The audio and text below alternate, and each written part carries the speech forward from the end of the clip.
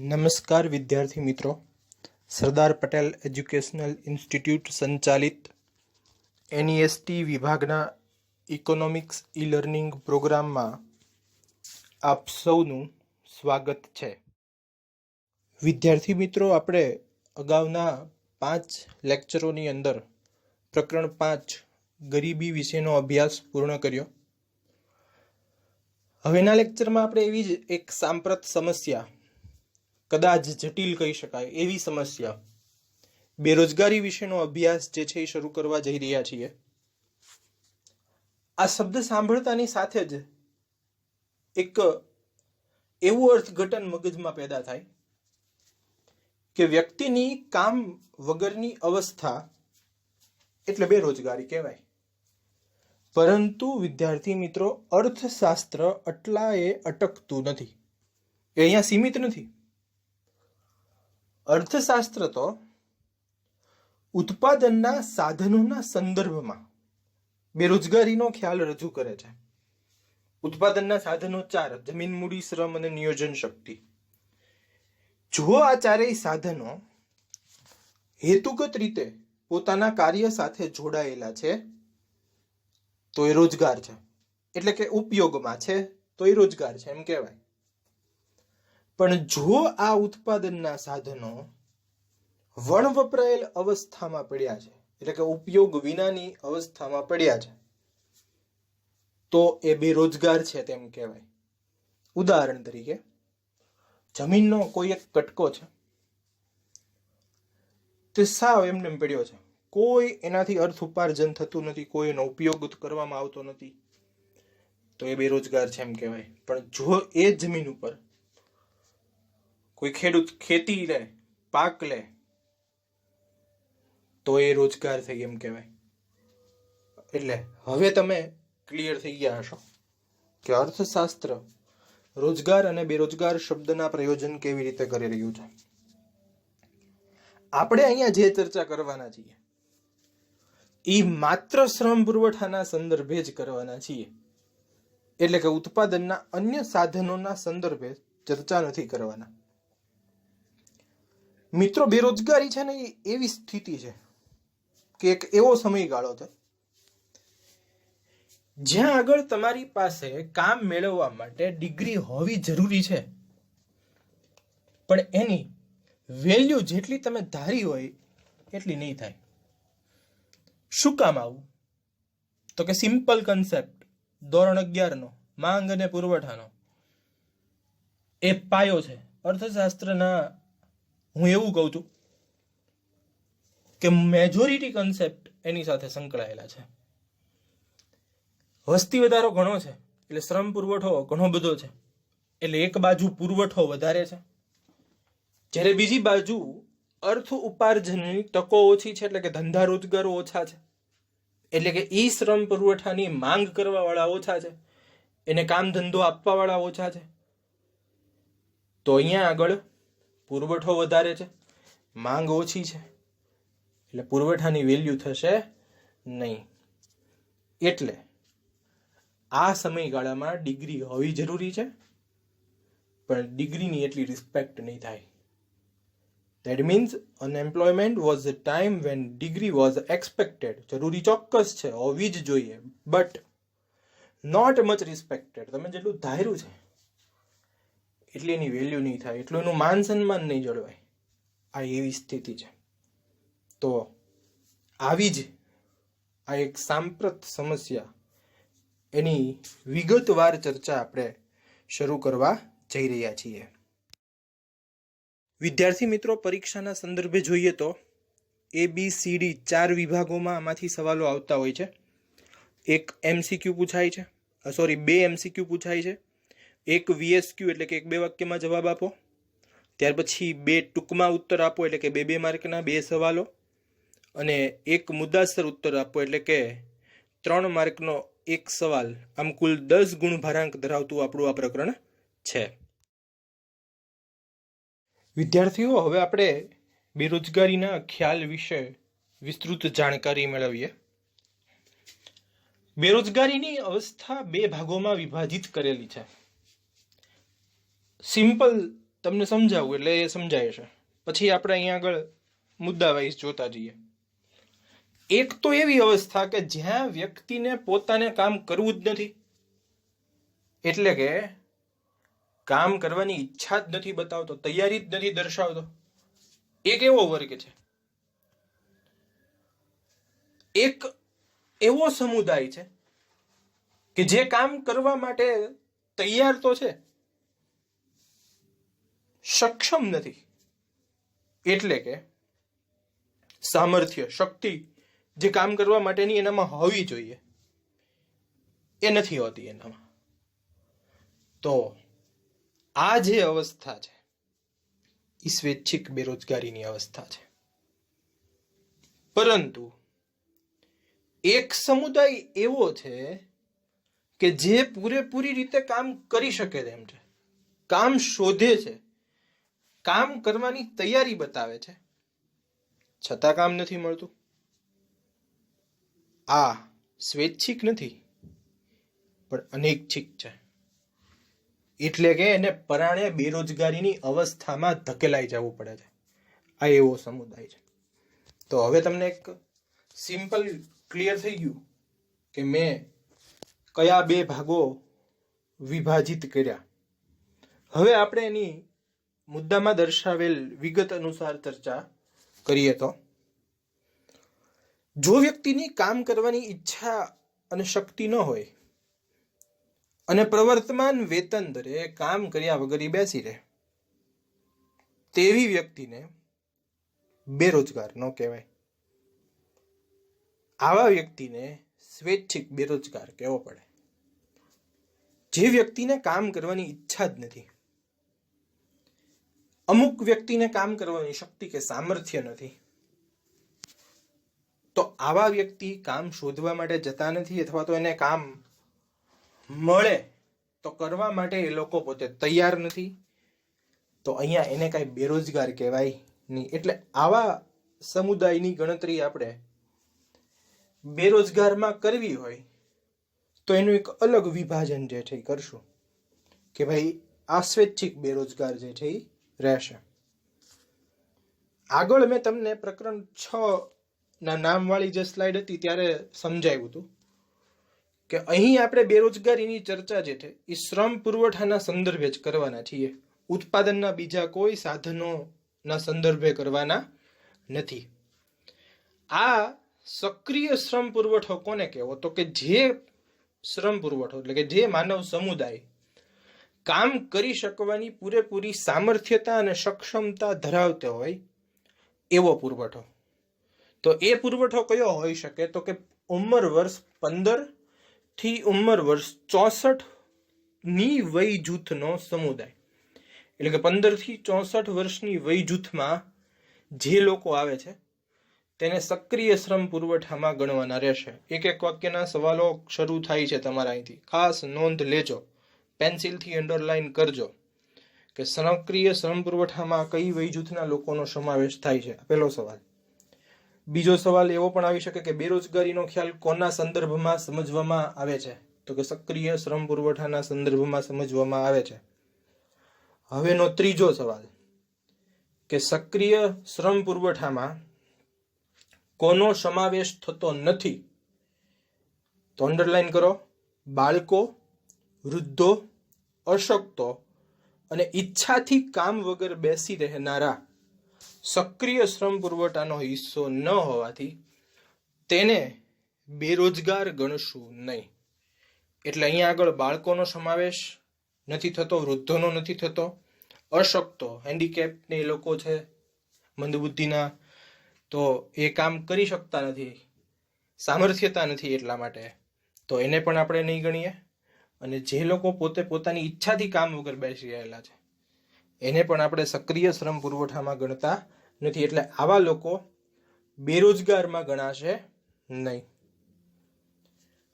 અનૈચ્છિક બેરોજગારી કે ફરજિયાત સ્વરૂપની બેરોજગારી એ દેશ માટે આર્થિક, સામાજિક, નૈતિક અને રાજકીય ક્ષેત્રે સમસ્યાઓ ઊભી કરે છે. હવે વિદ્યાર્થી મિત્રો, અમુક બેરોજગારી છે એ ફરજિયાત સ્વરૂપની છે. અને મેઇન આ જ બેરોજગારી અત્યારે વિકાસશીલ દેશોની અંદર પ્રવર્તેલી છે. અને એ બહુ મોટી સમસ્યાઓ ઊભી કરે, કારણ કે કામ ન મળે એટલે કુટુંબની માથાદીઠ આવક નીચી રહે, માથાદીઠ આવક નીચી રહે એટલે સામાજિક પ્રશ્નો ઊભા થાય, પછી રાજકીય પ્રશ્નો પણ આવે કે ભાઈ સરકારે વિકાસલક્ષી કામો પાછળ ફંડ ફાળવવાને બદલે લોકોને રોજગારી આપવા પાછળ ફંડ ફાળવવું પડે.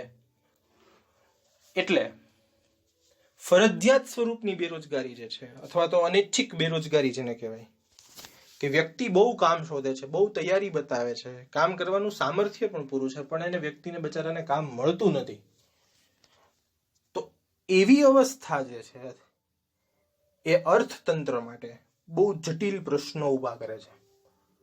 અર્થતંત્રએ આને નાથવા માટે ખૂબ પ્રયત્નો કરવા જોઈએ. આના માટે માળખાગત પ્રયાસો કરી અને બદલાવો લાવવા પડે તો એ પણ લાવવા જોઈએ. કેમ કે બેરોજગારીની અવસ્થા એ મનુષ્યને હીણો બનાવી દે છે.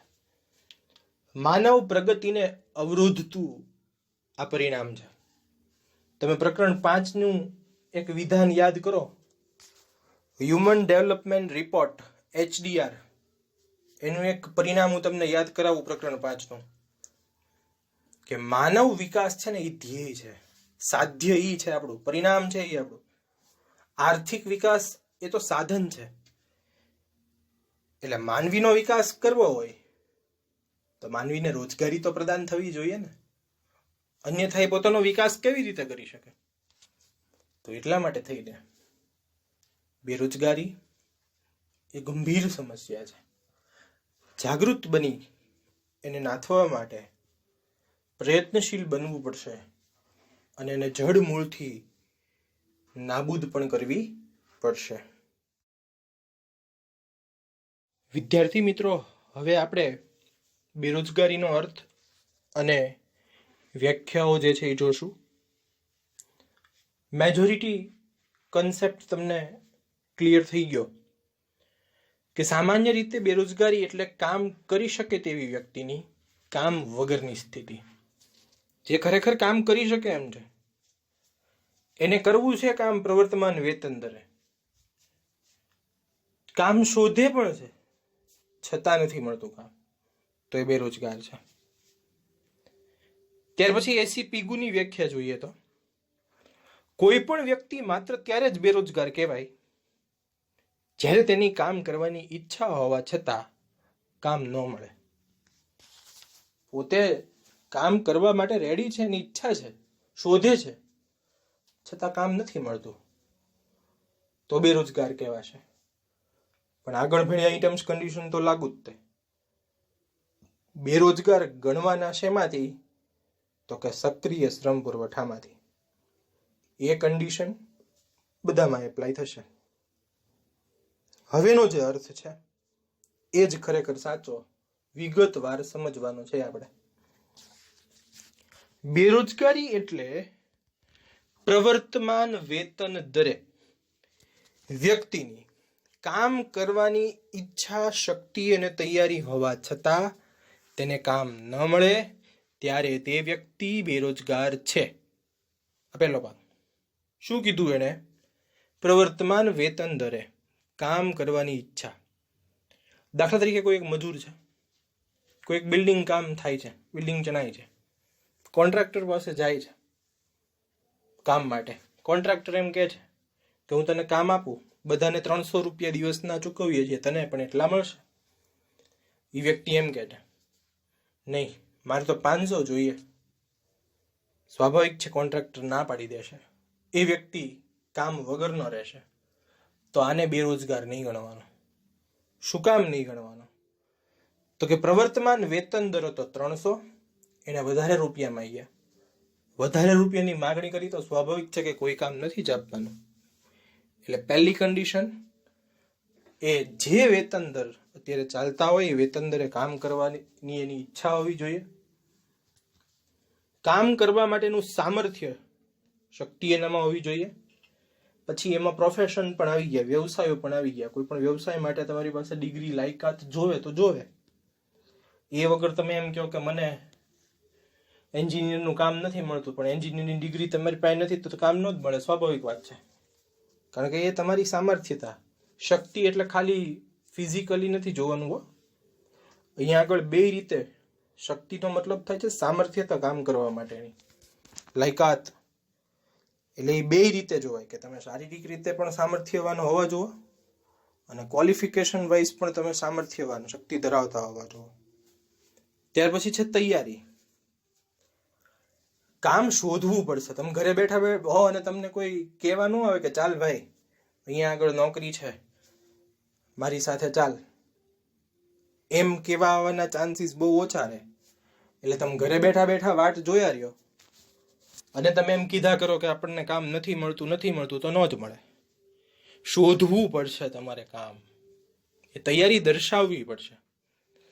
એટલે આ બધી કન્ડિશન ફૂલફિલ કરી હોય કે પ્રવર્તમાન વેતન દરે કામ કરવાની ઈચ્છા, શક્તિ અને તૈયારી દર્શાવે છતાં કામ ન મળે, હવે એને પછી કામ વગર બેઠા રહેવું પડે, તો આ વ્યક્તિ બેરોજગાર છે એમ કહેવાય. હવે જુઓ, અહીંયા વ્યક્તિએ તો બધી પોતાની રીતે પ્રયત્નો કર્યા જ તે કામ શોધવાના, એટલે એ પોતાની ઈચ્છાથી કાંઈ બેઠો રહ્યો નથી.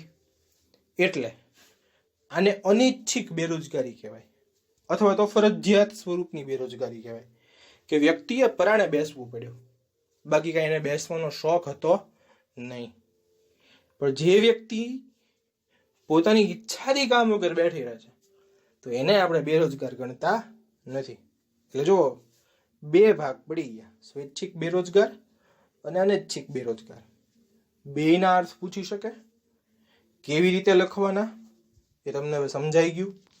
અહીંયા આગળ મુદ્દાઓ વાઇઝ પણ તમને એ આપેલું છે બધું. તો અહીંયા આગળ અર્થ અને વ્યાખ્યાઓ બહુ સરળ છે. કન્ડિશન વાઇઝ મેં કીધું એમ યાદ રાખવાની કે પ્રવર્તમાન વેતન દરે કામ કરવાની ઈચ્છા શક્તિ ને તૈયારી હોવા છતાં કામ ન મળે તો તે બેરોજગાર છે તેમ કહેવાશે. વિદ્યાર્થીઓ, હવેનો જે પ્રશ્ન છે એ છે બેરોજગારીના માપદંડો. એક પ્રશ્ન એવો થાય કે બેરોજગારીનું માપન કરવું કેવી રીતે, કયા સંદર્ભે એને માપવી. તો બેરોજગારીનું સ્વરૂપ, એના પ્રકારો, એ બધું જાણવા માટે, શોધવા માટે શ્રી રાજકૃષ્ણ સમિતિએ એક અહેવાલ બહાર પાડેલો 2011-12ની અંદર. એમાં એને 4 માપદંડો રજૂ કર્યા છે મુખ્યત્વે, કે બેરોજગારી માપવી હોય અથવા તો કોઈ વ્યક્તિને બેરોજગાર ગણવો કે નહીં એ નક્કી કરવા માટે આ 4 માપદંડો તમારે પ્રમાણિત ગણવાના. એટલે બેરોજગારીનું માપન કેવી રીતે કરવું એવો સવાલ પૂછે ફેરવીને તમને, તો પણ આ જ જવાબો દેવાના રહેશે. હવે આપણે એક એક માપદંડો એનો અભ્યાસ જે છે એ શરૂ કરીએ છીએ. પહેલો માપદંડ છે સમય. વ્યક્તિ કામ કરવાની વૃત્તિ અને શક્તિ ધરાવતો હોય, કામ કરવાની વૃત્તિ એટલે કે ઈચ્છા અને શક્તિ ધરાવતો હોય, પરંતુ અઠવાડિયામાં 28 કલાક કે તેથી ઓછા કલાક માટે કામ મળે તો તે તીવ્ર બેરોજગાર છે એમ કહેવાય. જો પહેલી કન્ડિશન કામ કરવાની ઈચ્છા અને શક્તિ છે એનામાં, તેમ છતાં કામ શોધે છે છતાં અઠવાડિયાના 28 કલાક અથવા તો તેનાથી ઓછા કલાક માટેનું જ કામ એને મળે છે, તો એની બેરોજગારીની અવસ્થા તીવ્ર કહેવાય. પરંતુ જો 28 કલાકથી વધારે કામ મળે છે પણ પાછું 42 કલાકથી ઓછું કામ મળે છે તો તેની બેરોજગારીની તીવ્રતા ઓછી છે. એટલે કે 28 કલાકથી 42 કલાકની વચ્ચેને કામ મળે છે તો એ બેરોજગાર નથી એવું નહીં કહેવાશે, બેરોજગાર જ ગણાશે, પણ એ બેરોજગારીની તીવ્રતા ઓછી કહેવાય. અને જો 28 કે તેથી ઓછું કામ મળે છે ને તો એને બેરોજગાર જ ગણવાનો રહેશે. પણ જો વ્યક્તિને અઠવાડિયાના 42 કલાકથી વધારે કામ મળે છે તો બેરોજગાર કોઈ હિસાબે ગણવાનો નથી. આ બાબત નોંધ રાખજો. એટલે પહેલી કન્ડિશન યાદ રાખો કે 42 કલાકથી નીચે હોય તો બેરોજગારમાં ગણવાનો, અઠવાડિયાના હો. અને એમાં પાછા બે ભાગ, કે જો 28 કલાક કે તેથી ઓછી કલાક કામો ના મળે છે અઠવાડિયાના તો બેરોજગારીની તીવ્રતા વધુ, અને જો 28 થી 42 કલાક તો એની બેરોજગારીની તીવ્રતા જે છે એ ઓછી રહેશે. તો આ થયો સમયગાળાની દ્રષ્ટિએ બેરોજગાર, એટલે કે કોઈ પણ વ્યક્તિને બેરોજગાર કેવો કે નહીં એના માટે તમે એક આ માપદંડ જે છે એનો ઉપયોગ કરી શકો. જો અહીંયા ચારેય માપદંડો એવું જ નથી જરૂરી કે ચારે ચાર માપદંડો એકહારે પાલન થવા જોઈએ. સ્થિતિ અનુસાર કામનો પ્રકાર, શ્રમિકનો પ્રકાર, કાર્ય, આ બધાને અનુરૂપ તમારે માપદંડ નક્કી કરવાનું કે કયા માપદંડથી વ્યક્તિને આપણે માપવો કે એ બેરોજગાર છે કે રોજગાર છે તે જાણવું. તો આ માપદંડ છે ને મોટે ભાગે જે કામદારો, મજૂરો, શ્રમિકો હોય ને એને આપણે રોજગાર કે બેરોજગારની અવસ્થામાં વર્ગીકૃત કરવા હોય ત્યારે આ પહેલો માપદંડ સમય જે છે એનું પ્રયોજન આપણે કરી શકીએ. એટલે એના આધારે આપણને ખ્યાલ આવી જાય કે આને બેરોજગાર ગણવો કે ન ગણવો. આમાં એક એક વાક્યના સવાલો પણ પૂછી શકાય, અને આ બહુ સરળ સવાલ છે.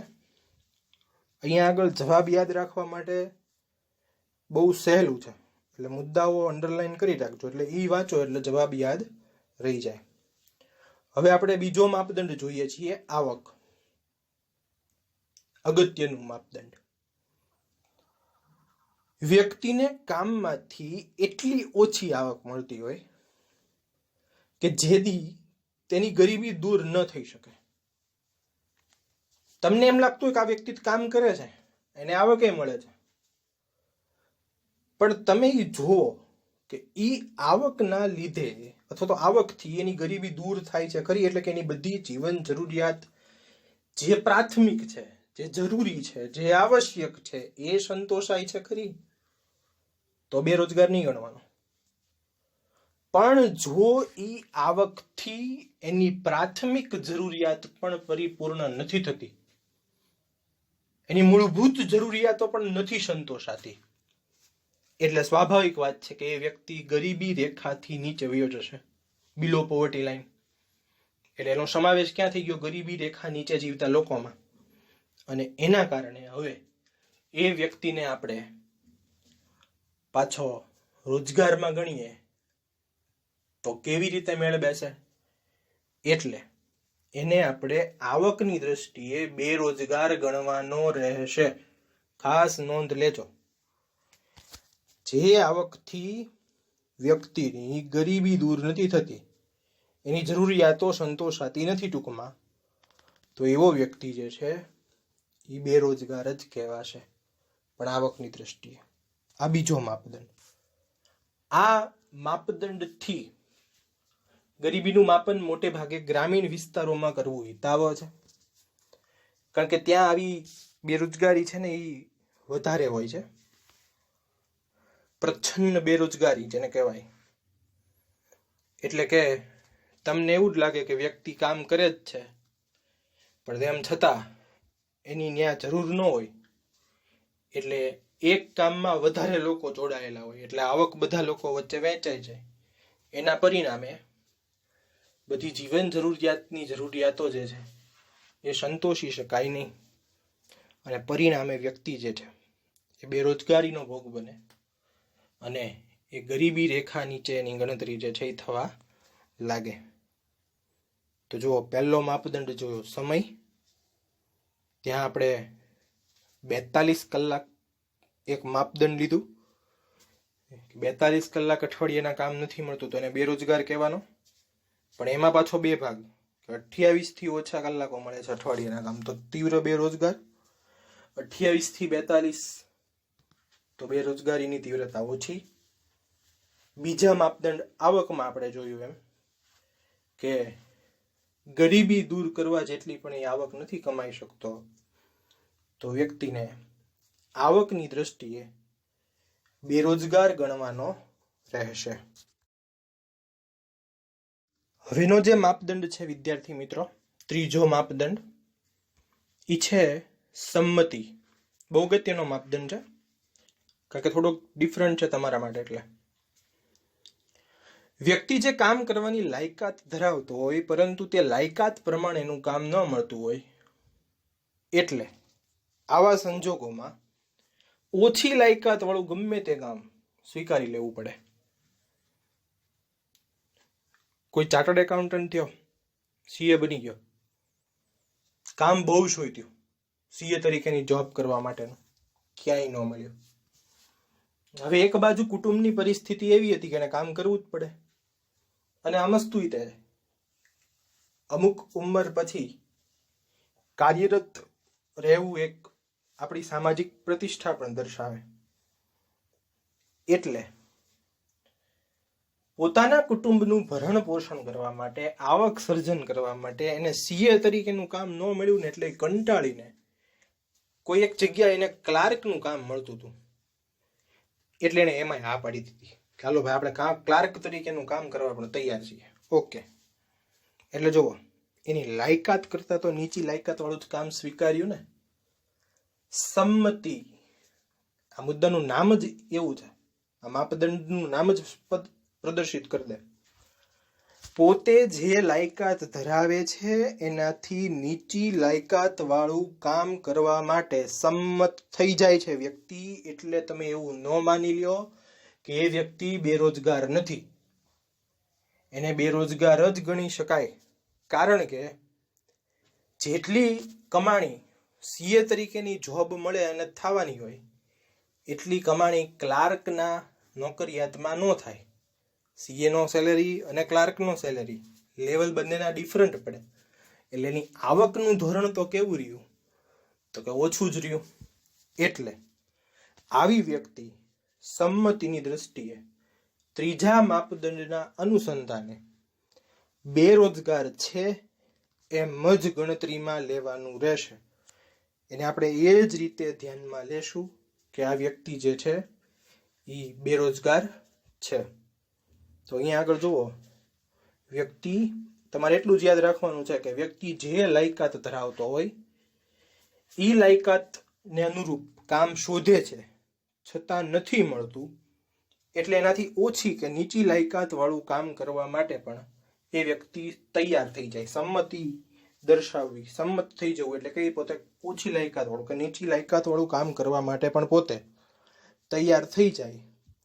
તો આવા વ્યક્તિને પણ આપણે બેરોજગારીમાં ગણતરીમાં લેશું, પણ એને પૂરેપૂરો બેરોજગાર નહીં કહીએ, કારણ કે કામ તો મળ્યું જ તેને ને, પણ ઓછી લાયકાત વાળું મળ્યું, એટલે અર્ધ બેરોજગાર ગણશું. કારણ કે એને આવક, પગાર તો મળે જ છે, કમાણી તો શરૂ થઈ જ ગઈ છે, એટલે એને સાવ બેરોજગારીની અવસ્થામાં ગણતરીમાં લેતા નથી.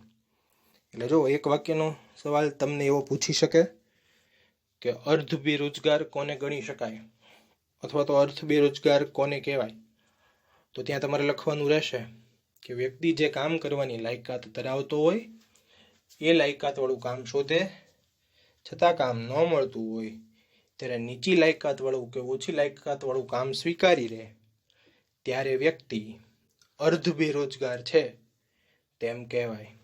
અહીંયા તમને ઉદાહરણ પણ આપેલું છે.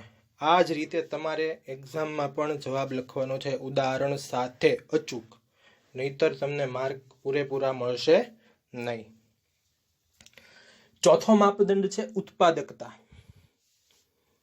શ્રમિકની જે વાસ્તવિક ઉત્પાદકતા અથવા તો ઉત્પાદન ક્ષમતા જે હોય એના કરતા એ ઓછી ઉત્પાદકતાએ કામ કરતો હોય, તો ઉત્પાદન શક્તિ જે છે એ જેટલી પોતે ધરાવે છે એની કરતાં તો ઓછી ઉત્પાદન શક્તિવાળું કામ એને મળ્યું. જો ઉદાહરણ વાંચું એટલે તમને બહુ વ્યવસ્થિત સ્પષ્ટ થઈ જશે. કોઈ એક વ્યક્તિ એક દિવસમાં 20 મીટર કાપડ બનાવવાની ક્ષમતા ધરાવે છે, પણ તેને 10 મીટર કાપડ બનાવી શકે તેટલું જ કામ મળતું હોય. એટલે કે એ પોતે 20 મીટર કાપડનું રોજનું ઉત્પાદન કરી શકે ને એટલી એની સામર્થ્યતા છે. એટલે એની વાસ્તવિક ઉત્પાદકતા કેટલી થઈ, તો કે 20 મીટર કાપડ ઉત્પાદન કરવાની. પરંતુ હાલ એની જે ઉત્પાદકતા છે એ કેટલી થઈ? તો કે 10 મીટર કાપડની. એટલે કે વાસ્તવિક ઉત્પાદન ક્ષમતા કરતાં ઓછી ઉત્પાદન ક્ષમતાનું કામ એટલે એને મળે છે. એટલે જુઓ, આને આવક પણ કેવી થશે? ઓછી જ થશે. 20 મીટર કાપડ બનાવે ને જે મજૂરી મળે એ 10 મીટરમાં કાંઈ મળવાની નથી. એટલે 10 મીટરમાં એને મજૂરી જેટલી મળશે તો એનાથી એની આવકનું ધોરણ તો નીચું ગયું. તો એટલા માટે થઈને આવો વ્યક્તિ ઉત્પાદકતાના આધારે બેરોજગાર છે તેમ કહેવાય. એટલે કે વ્યક્તિ જેટલા કલાકો અથવા તો જેટલા એકમોનું ઉત્પાદન કરી શકે તેમ છે, અથવા તો જેટલા કલાકો ઉત્પાદન કાર્ય કરી શકે એમ છે, એનાથી ઓછા કલાકોનું અથવા તો ઓછા એકમોનું કામ મળે છે, તો આવો વ્યક્તિ ઉત્પાદકતાની દ્રષ્ટિએ બેરોજગાર ગણાશે. અહીંયા બીજું ઉદાહરણ પણ લઈ શકો કે કોઈ એક વ્યક્તિ 8 કલાક કામ કરી શકે એમ છે અને એને 4 કલાકનું જ કામ મળે છે, તો એને પણ બેરોજગાર ગણવાનો. કારણ કે એની ઉત્પાદન ક્ષમતા જે છે એ 8 કલાક કામ કરવાની હતી, પણ એને કામ તો જે છે એ 4 કલાકની ઉત્પાદન ક્ષમતા જેટલું જ મળે છે, તો એને આપણે બેરોજગાર જે છે એમાં ગણતરીમાં લેશું. કારણ કે એ 8 કલાકની અંદર વધારે એકમોનું ઉત્પાદન કરી શકતો હતો, એટલું 4 કલાકની અંદર કરી શકવાનો નથી. એટલે એની આવકનું ધોરણ જે છે એ ઘટી જાય, સ્વાભાવિક વાત છે. તો અહીંયા એને આપણે બેરોજગારીમાં ગણતરીમાં લેશું. આખો સવાલ 3 માર્કમાં પૂછી શકે કે બેરોજગારીનું માપન કેવી રીતે થઈ શકે.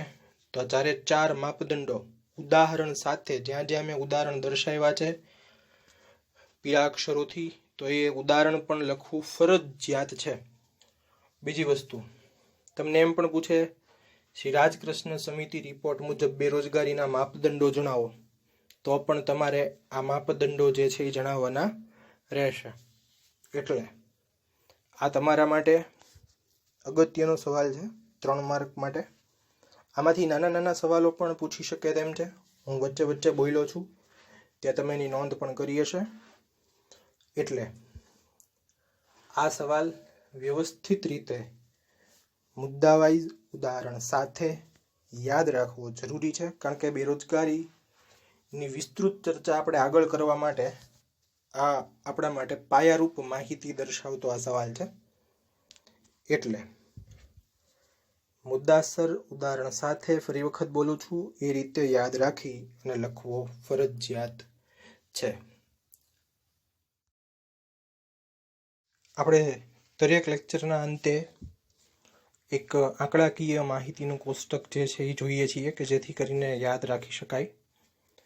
આજે આપણે પ્રકરણ 5નું માથાદીઠ વપરાશી ખર્ચનું કોષ્ટક જે છે એ જોઈએ.